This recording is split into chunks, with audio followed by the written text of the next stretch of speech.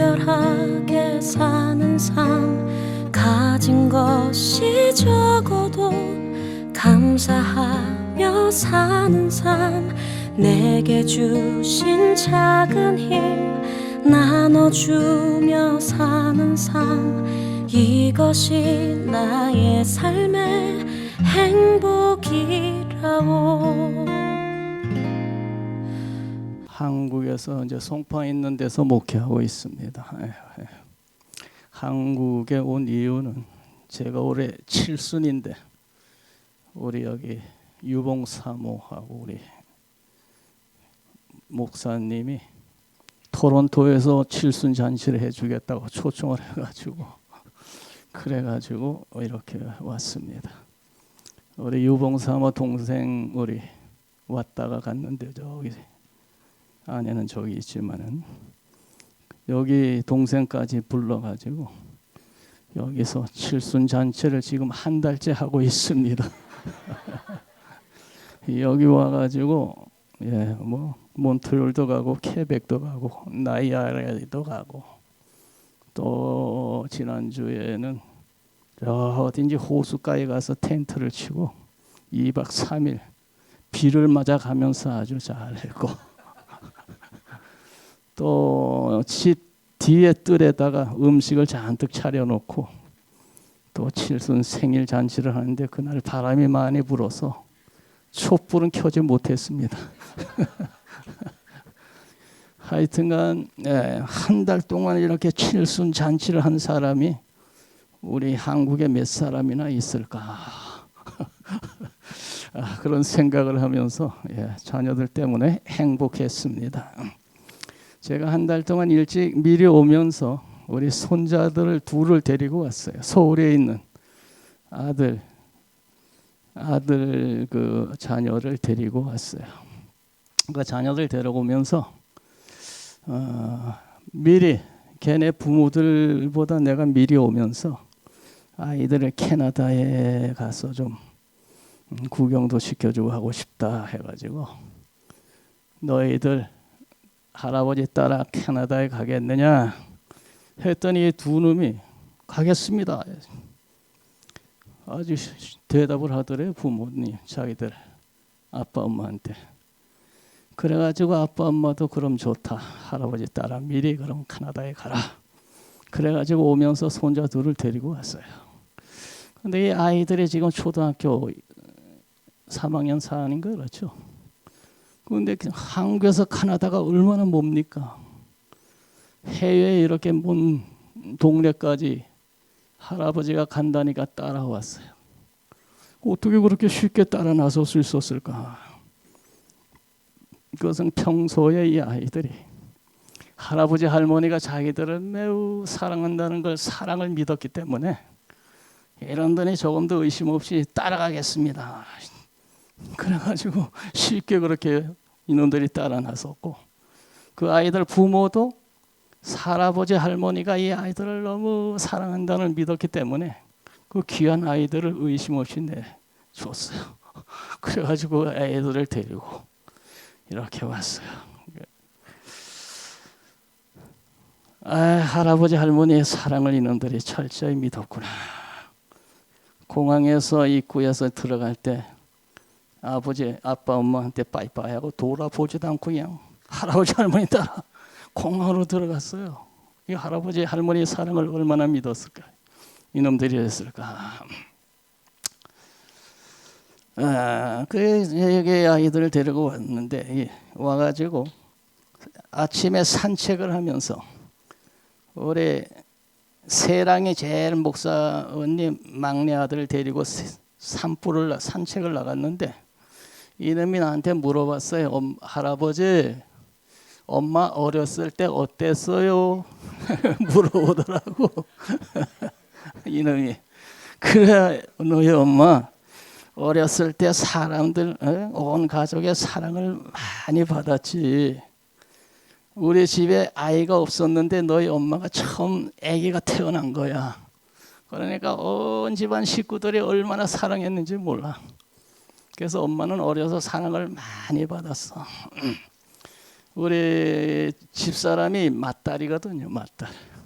그런데 사남매인데 맏딸이 제일 먼저 시집가서 유봉 3호를 낳은 거야. 그러니까 한 30년 동안 아기가 없다가 이 아기가 태어나니까 온 집안 식구들이 모두 아기 태어났다고 좋아가지고 이 아이를 그냥 밤낮 들여다보고 안고 난리 법석이었어요. 그래서 이 아이 할아버지, 애할머니가 얼마나 사랑했는지 이 아이가 5달 될 때까지 내가 집에 데려오질 못했어요. 너희는 목회나 열심히 하라. 내가 애들 키우마. 그래가지고 5살 될 때까지 집에 데려오질 못했다니까.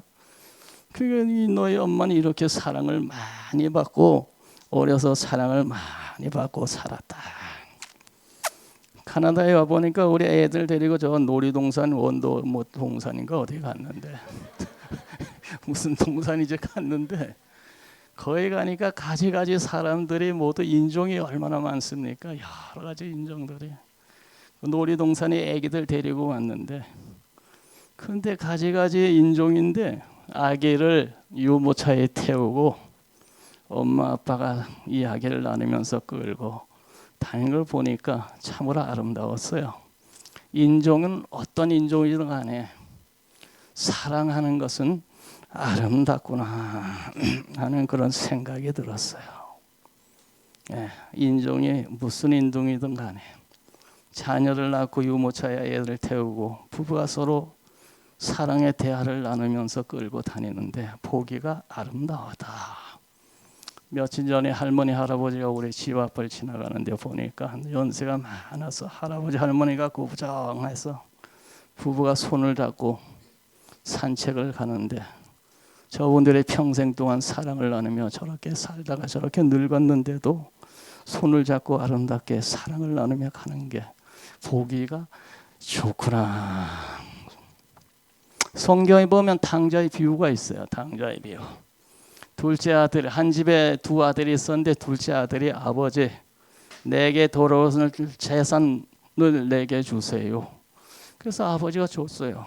그런데 이 아들이 가지고 나가서 다 탕진하고 거지가 됐어요. 거지가 돼서 들어왔는데 아버지가 용서를 하고 얘야 돈은 신경 쓰지 마라. 돈은 또 생기면 되는 거니까 걱정하지 마라. 내가 죽지 않고 돌아온 것만으로도 나는 기쁘도다. 송아지를 잡아서 동네 사람들을 초청해가지고 잔치를 베풀며 기뻐했습니다. 근데 맏아들이 밖에 있다 들어와 보니까 뭔 잔치를 하고 난리 법석이 났어요. 그런데 알고 보니까 동생 재산을 다 말아먹고 온 동생을 돌아왔다가 아버지가 잔치를 베푼 거야. 그때 이 큰 아들은 화가 많이 났어요. 재산 탕진하고 돌아온 놈 뭘 잘했다고 아버지 송아지 잡아 잔치를 베풉니까? 이 자식 창녀와 함께 흥청망청 재산 다 탕진한 놈인데 화가 아주 머리끝까지 났어요. 자, 용서하고 받아준 아버지, 받아주고 기뻐한 아버지. 그런데 이놈의 재산 털어먹고 나쁜 짓 하가 돌아온 나쁜 놈이다 하고 화를 내는 형, 어느 게 더 보기가 좋습니까? 어느 게? 용서하고 받아주고 기뻐하는 아버지, 화가 나서 분노하는 형, 누가 더 보기가 좋습니까? 용서하고 받아주고 기뻐하는 아버지가 보기가 좋습니다. 사랑은 아름다운 것입니다. 사랑. 지금까지 제가 사랑을 얘기한 거예요. 사랑. 사랑은 아름답구나. 그 사랑이 오늘 말씀에 보면 그런 사랑이 하나님께 속한 것이다 하는 그런 말씀이 거의 7절에 나와 있어요. 7절. 사랑하는 자들아 우리가 서로 사랑하자. 사랑은 하나님께 속한 것이다. 이 아름다운 사랑은 하나님께 속한 것이다. 안 믿는 사람도 사랑하는 건 아름다워. 안 믿는 사람도.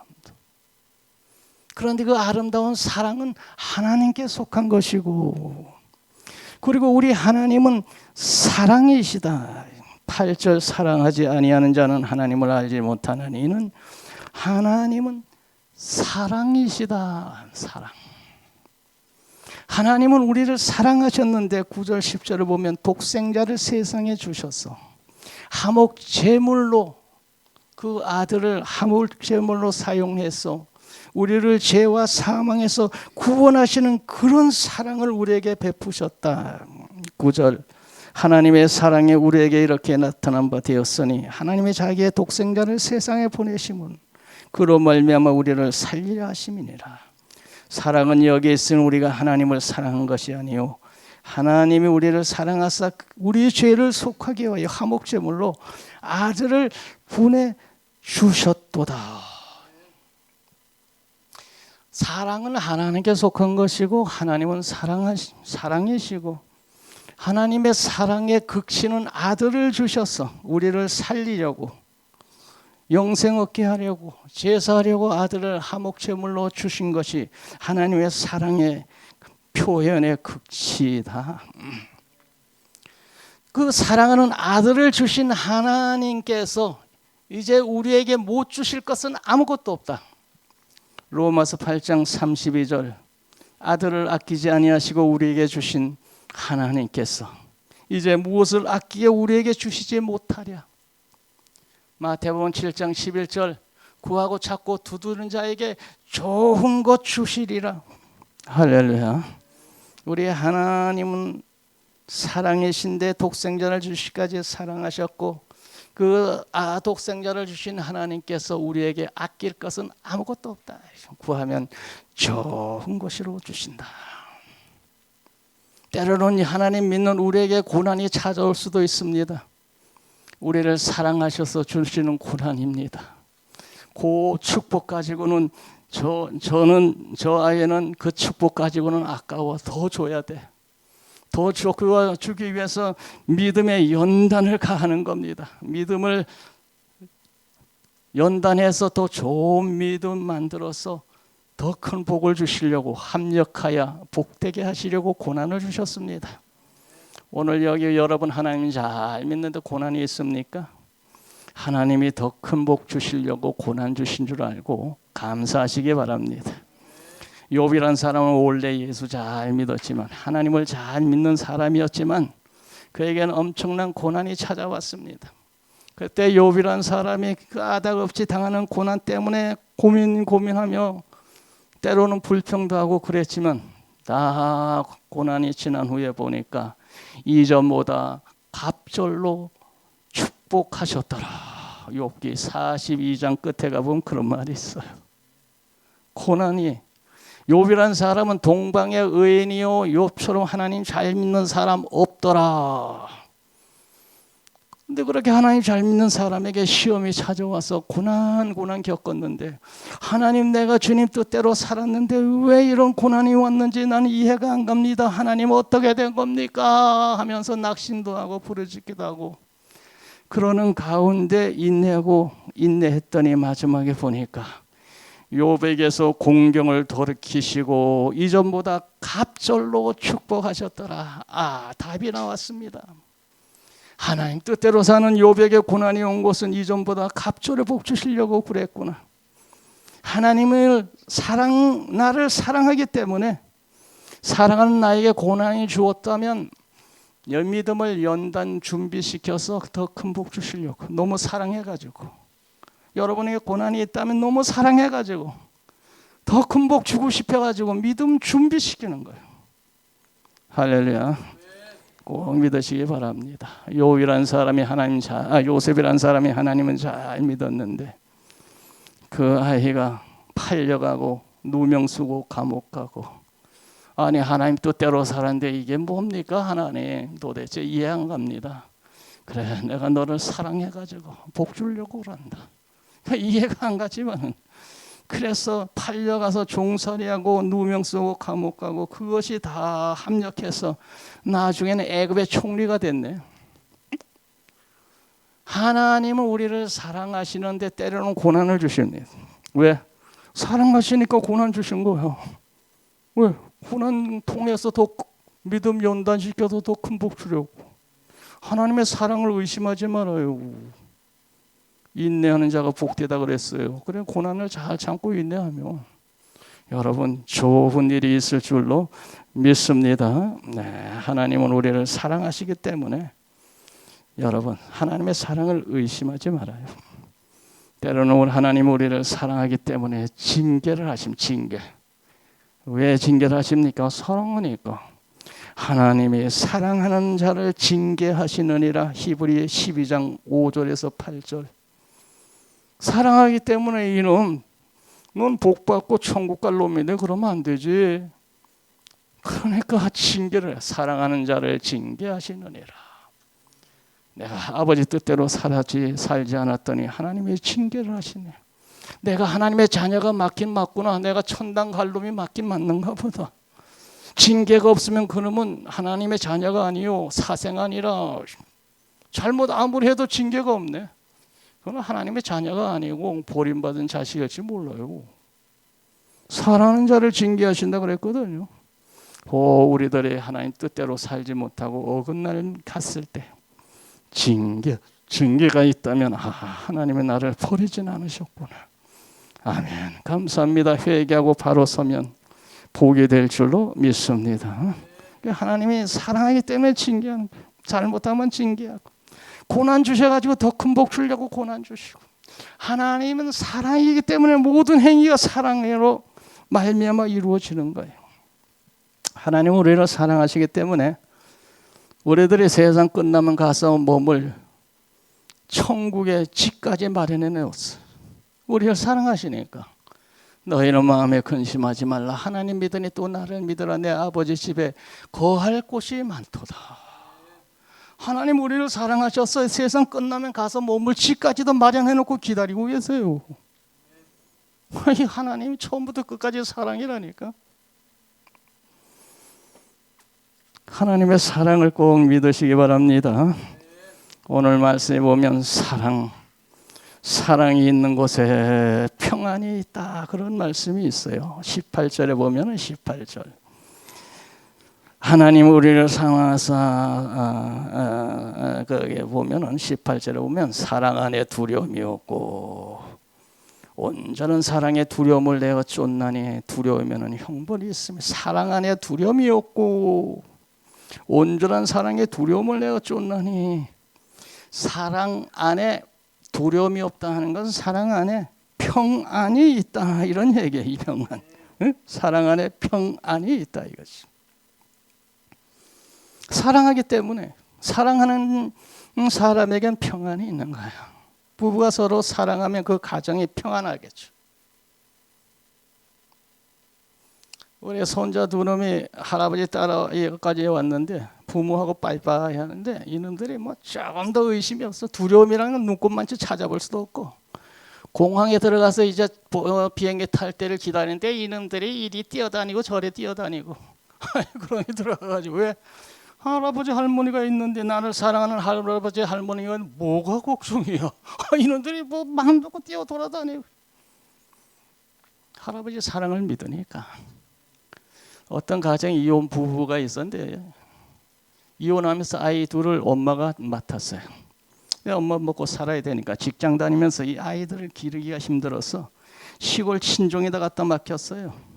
그리고 주말에 아이들 보러 엄마가 시골로 내려가서 아이들 보고 하는데 이 생활을 언제까지 해야 되나 하면서 이 엄마가 고민을 하면서 상담사를 불러서 상담을 요청했어요. 상담을 했어요. 제가 이런 환경에서 지금 살고 있는데 어떻게 해야 되겠습니까? 상담사가 엄마의 말을 다 듣고 그리고 아이들도 만났어요. 얘들아 하면서 물어봤어. 너희의 마음속에 지금 무슨 생각을 하고 있니? 선생님한테 솔직히 얘기해봐. 애들이 머뭇머뭇하고 말하지 않더라고. 상담 전문가니까 요리 구슬르고 조리 구슬러 가지고 아이들에게 너희들 지금 마음속에 고민하거나 두렵거나 생각하고 있는 것을 선생님한테 얘기해 줄래? 그랬더니 애들이 머뭇머뭇하더니 얘기를 하더라고. 엄마가 우리를 버릴까 봐 겁이 나요. 지금은 일주일에 한 번씩 찾아오지만 언젠가는 엄마가 우리를 버리고 떠날까 봐 겁이 납니다. 엄마의 사랑을 의심하고 있으니까 이 아이들의 마음에 평안이 없어요. 평안해요. 언제 엄마가 우리를 버리고 떠날까? 이번 주 안 오면 우리 엄마는 우리가 버린 건가? 엄마의 사랑을 의심하니까 애들이 마음속에 불안이 날 쌓여있어. 평안하지 않아요. 사랑을 믿을 때 평안이 있는 거예요. 사랑이 믿을 때. 하나님은 나를 사랑하신다. 확신하고 믿으면 마음에 평안이 있고 인생에 평안이 있는 거예요. 그 사랑을 믿지 못하고 의심하면 내 삶 속에 불안이 있는 거예요. 불안이. 초조함이 있는 거예요. 하나님이 나를 사랑하신다. 뭐가 걱정이야? 고난이 있다면 합력해 북되려고 그러겠지. 응? 뭐 죽으면 천국 가면 되지. 하나님의 사랑을 의심 없이 믿는 사람은 마음에 불안이 없어요. 불안이. 하나님의 사랑을 믿고 내가 하나님을 사랑하면 평안이 있다. 내 인생에 평안이 있다. 내가 하나님을 사랑합니다. 하나님이 나를 사랑을 믿습니다. 나도 하나님을 의심 없이 사랑하는 삶을 살고 있습니다. 그러면 우리의 삶 속에 평강이 있을 줄 믿습니다. 사랑이 없으면 불안한 거예요. 평안이 없는 거예요. 하나님의 사랑을 믿고 내가 하나님을 사랑하는 삶을 살 때 비로소 내 삶 속에 내 인생에 평안이 있는 거예요. 여러분, 평안이 있어야 뭐가 되지? 평안 깨지면 아무것도 안 되죠. 아예 마음이 불안하고 초조한데 공부됩니까? 마음이 불안하고 초조한데 일이 됩니까? 불안하면 아무것도 안 되는 거예요. 평안이 있어야 뭐 머리에 지식도 들어가고 평안이 있어야 뭐 사업도 될 거 아니에요. 평안은 어디서 얻습니까? 하나님이 나를 사랑하신다. 나도 누구보다 나는 하나님 사랑하는 사람이야. 그 사랑을 믿을 때 그때 내 인생에 평안이 있는 거예요. 평안이. 여러분 마음속에 평안이 없다면 한번 점검을 해보세요. 하나님의 사랑을 진실로 내 믿는가? 나는 하나님을 진실로 사랑하고 있는가? 그럼 하나님을 어떻게 사랑해야 됩니까? 어떻게 사랑해야 하나님 참으로 사랑하는 겁니까? 거기 보면 답이 나와 있어요. 20절 21절 누구든지 하나님을 사랑하노라 하고 그 형제를 미워하면 이는 거짓말하는 자니 보낸받고 형제를 사랑하지 못하면서 보지 못하는 하나님을 어떻게 사랑한다고 말할 수 있느냐. 21절 우리가 이 계명을 주께 받았나니 하나님을 사랑하는 자는 또한 그 형제를 사랑할지니라. 그럼 어떻게 하나님을 사랑해야 됩니까? 눈에 보이는 형제 사랑이 하나님 사랑이다. 눈에 보이는 형제도 사랑하지 못하면서 안 보이는 하나님을 어떻게 사랑해? 보이는 것도 못하면서 보이지 않는 고차원적인 사랑을 할 수가 있겠어요? 안 되잖아요. 이건 말이 안 되잖아요. 누가 앞에 있는 형제도 사랑 못하면서 어떻게 안 보이는 하나님 사랑한다는 게 말이 돼? 그거 하나님을 진실로 사랑하는 것을 보이는 형제 사랑으로 증명을 해야지. 나는 하나님을 사랑하고 하나님의 사랑을 입은 사람이다. 그래서 나도 너를 하나님의 이름으로 사랑한다. 뭐 이렇게 돼야지 뭐 논리가 서는 거잖아요. 그래서 하나님은 그럼 어떻게 참으로 사랑할 수 있습니까? 가까이 있는 눈에 보이는 형제 자매 사랑해라. 하나님을 사랑한다면 하나님의 사랑을 믿는다면 보이는 형제 사랑하고 또 한 가지 5장 3절에 보면 사랑하는 하나님을 사랑하는 것은 이것이니 우리가 그의 계명을 지키는 것이라. 그의 계명들은 무거운 것이 아니로다. 보이는 형제 사랑하고 하나님 사랑하는 사람이 하나님의 말씀 지켜라. 그러면 하나님 사랑하는 거다. 하나님의 사랑은 어떻게 해야 됩니까? 보이는 형제 사랑해. 왜? 하나님의 사랑을 입었으니 보이는 형제 사랑하는 거예요. 내가 사랑받았으니 사랑해야 될 거 아니에요. 그리고 하나님 말씀 순종해야지. 하나님 말씀 순종 안 하면서 하나님 사랑한다. 말이 안 되잖아요. 사랑하는 분의 말씀 따라 순종하고 살아야 그게 사랑이지. 하나님 사랑합니다 하면서 요나처럼 하나님이 니느웨를 가라 했더니 다시스로 배 타고 도망 내빼네. 그게 하나님 사랑이 아니잖아. 하나님 사랑하면 하나님 말씀대로 살아야지. 그게 하나님 사랑이야. 하나님 사랑. 하나님이 나를 사랑하신다. 그리고 내가 진실로 하나님 사랑해. 그러면 평안의 복이 뿐만 아니라 그러면 하나님의 은혜와 축복을 누리며 살게 될 줄 믿습니다. 하나님의 사랑 믿고 하나님의 사랑하는 삶을 살 때 하나님의 사랑을 입는 거야. 잠언 8장 17절 나를 사랑하는 자가 내 사랑을 입으리라. 이런 말이 있어. 나를 사랑하는 자가 내 사랑을 입고 복이 된다. 잠언 8장 17절. 자, 우리가 세상에 사는 동안 어떻게 살아야 됩니까? 하나님 사랑하고 이웃 사랑하고 사랑으로 살아라.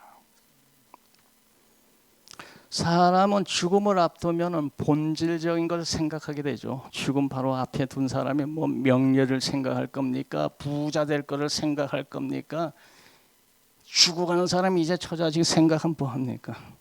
죽어가는 사람은 본질적인 것, 마지막 본질적인 것을 생각하겠죠. 마지막 죽음을 앞둔 사람. 한국에 신성일이라고 유명한 배우가 있어요. 지지난해인가 죽었어요. 폐암에 걸려 죽었는데 죽으면서 엄앵란 아내를 옆에 두고 여보 평생 너무 미안했어. 용서해줘. 죽음을 바로 앞둔 사람의 고백이 뭐냐면 여보 평생 너무 미안했어. 용서해. 뭐가 미안해? 평생 바람 피우고 가정생활 충실하지 못하고 죽는 날까지 별거하며 살고 마지막에 부인에게 한 말 여보 미안해. 이해해줘. 며칠 전에 이어령 씨가 죽었어요.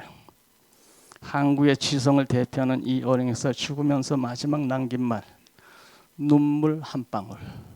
그 눈물 한 방울이 무슨 의미입니까? 우리가 인생을 살면서 이웃을 위해 눈물 한 방울이라도 흘리는 사랑의 삶을 살아야 된다. 눈물 한 방울이라는 얘기가 뭐 슬퍼서 우는 게 아니야. 이웃을 위해서 눈물 한 방울이라도 흘리는 사랑의 삶을 살아라. 눈물 한 방울이라는 건 작은 거지만 작은 사랑이라도 사랑으로 인생을 살아야 되겠더라. 내가 죽으면서 마지막 남기는 말이다. 이웃을 위해서 눈물 한 방울이라도 흘리는 사랑의 삶을 인생은 살아야 되겠더라. 마지막에 후회하지 않으려면 사랑으로 살아라. 후회하지 않는 인생이 성공적인 인생이 아니겠어요? 마지막 하는 말이 거의 모두가 사랑해야 될 사람을 사랑하지 못한 후회의 말을 하며 죽더라 이런 거거든.